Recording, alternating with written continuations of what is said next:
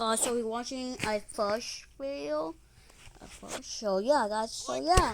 Games that feature some interesting monsters. Wow. And more than that, I like cool. learning about where they drew their inspiration from. Were these monsters based on real life, old horror stories from thousands of years ago, or was it something much darker than that? And we'll start off with some of the monsters found in 99 Nights in the Forest. The deer, the main creature that's always attacking the player when it's nighttime. But what exactly is this deer? Because it isn't just an ordinary animal. No, this one is actually far darker and creepier. The deer creature is actually heavily based on the Wendigo, a mythological creature that's said to be half deer and half human. Well, I made it like a long time ago. It was kind of like this.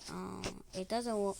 So like in present day, people say it will like a deer, but and back then, people and like 100 years ago, people say it will like. Doesn't matter the wake. If you know the wake, how is what wake? Like wake. Do you know what the wake is, guys? Do I have to put a picture of it? If you don't know, you're dumb, okay? The wake is basically the wake. Yeah, this is the thing. Yeah, that's the thing that was talking. Yeah, kind of. Yeah, people long like 100 years ago, they say it was like that. A lot of people actually believe the Wendigo is a real creature, and there's even some quote-unquote real sightings. Like there's this one where there's like some strange thing chasing after a moose. People have made renditions of what the Wendigo would actually look like based on what people have said. But yeah, the Wendigo is a mythological creature or evil spirit originating from Algonquian folklore. Now, according to Wikipedia, the Wendigo is often depicted as a creature with human-like characteristics, like the deer in 99 Nights, how it's able to stand and everything. But not only that, it also causes its victims to feel hunger, and more than that, the desire to eat other humans.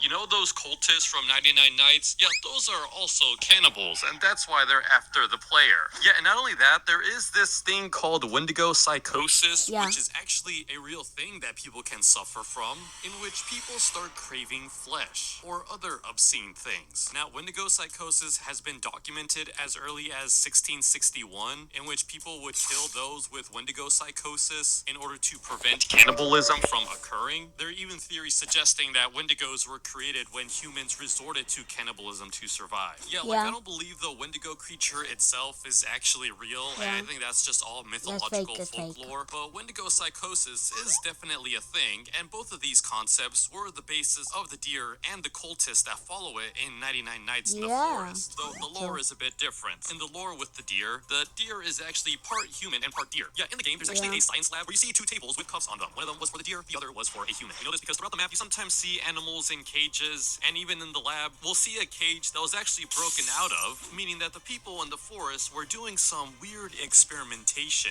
causing the deer to become this Wendigo-like creature, and then, shortly after, escaping, turning all of the scientists into cultists. But now, that's just the deer.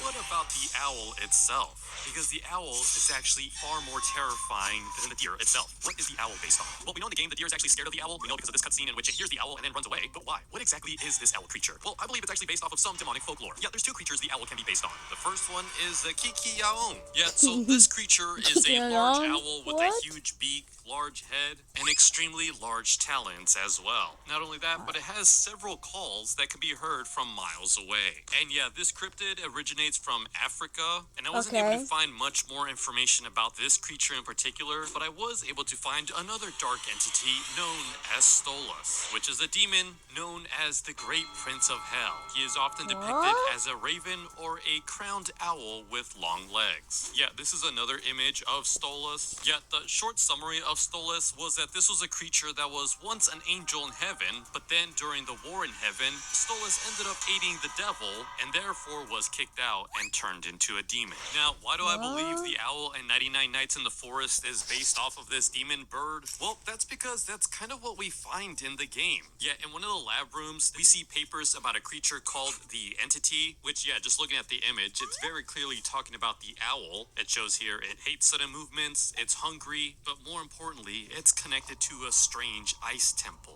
And yeah, when we explore the temple, we see a bunch of cultists all frozen, and in the center is some sort of ritual that was occurring, meaning that this owl creature was actually spawned in through some demonic ritual. Yeah, unlike the deer that was man-made, this creature came from some other dimension, and the scientists would investigate it and try to create their own creature, forming the deer. But as we all know, the deer is actually scared of this demonic owl. But another terrifying creature is one known as the Ice Stalk from Doors. So yeah, if you haven't played the new Doors update known as The Outdoors, the Ice Stalk is a new hostile entity that has a tree-like appearance. And to be more specific, it has the appearance appearance of an aspen tree trunk. Wow. Which, yeah, if you do look at aspen trees, you do actually see quite the similarity in them. And what's creepy is that, yeah, some of these trees actually look like they have eyes and they're just watching you. Yeah, it's actually kind of creepy because at some point while you're walking through the game, you'll start noticing these trees with eyes, all of them, which are secretly watching you. Again, these trees and this eye stalk creature are based on the real-life aspen trees, but still, after playing the Roblox Outdoors game, I'll never look at these trees the same way again. But another creature that was added into Doors is the mandrake.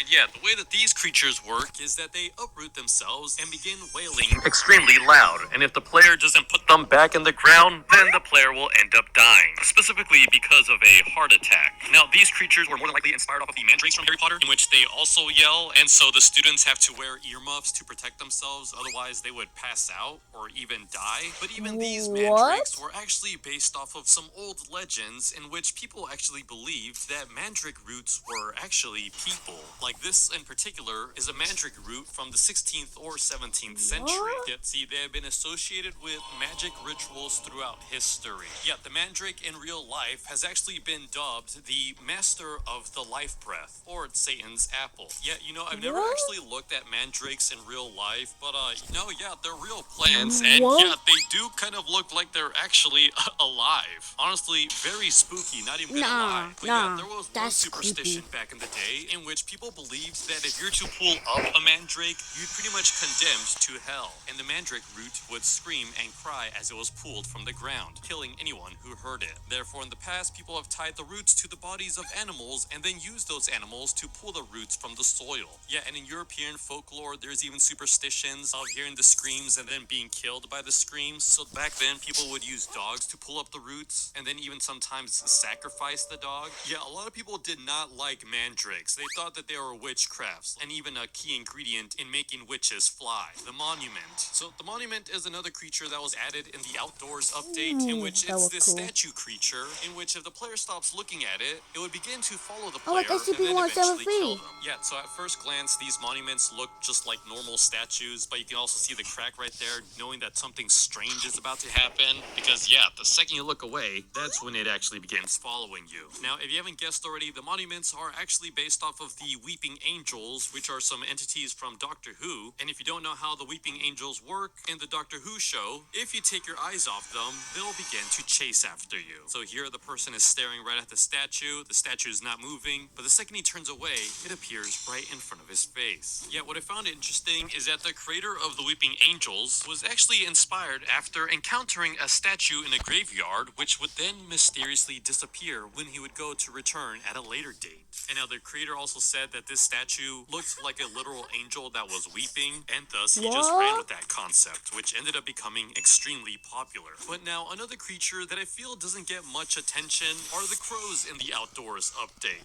or as they're known in the game, caws. And now these entities are actually quite friendly. They actually serve as a warning for approaching entities like Surge or the Groundskeeper. Now, if it wasn't obvious, these caws are actually based on the hooded crow, which you could actually see a lot of similarities between the two. Now, what I like about crows, and what I feel like a lot of people don't know, is that crows actually have the ability to talk and sound human, even more so than parrots. Like, this is a video of a British crow asking passersby if they're alright. Are you alright, Lance? Are you alright? I'm alright. Yeah, ravens can also talk as well. Like, this is one that says hello. Mischief, can you say hello? Hello. Good bird. Yeah, this raven can even cough like a human. Like, I honestly think that crows and ravens are some of the coolest animals. Yeah, and that's why I like the cause entities in the new Doors update. What's your favorite Roblox creature? Let me know in the comments. Like, I thought he's going to say Mothman. You don't know who Mothman is? We have Chessie, another sea you don't know who's Mothman? One of the most famous cryptids in the world, Mothman. So Mothman has quite the following, and for good reason, in my opinion. He's actually more of a worldwide phenomenon than just a myth from one state, and I'll explain why. Mothman's first sighting was in Point Pleasant, West Virginia in 1966. The local newspaper ran a story about a couple who saw a man-sized bird creature while driving home at night. They described it as being 7 feet tall with large red eyes and a 10-foot wingspan. They said it followed their car and even flew as fast as 100 miles an hour because they were in a car trying to outrun it. And at one point, it got in front of their car and laid down in the road like it was hoping that they would get out and investigate. Yeah, that's what my man. Like, subscribe, so bye.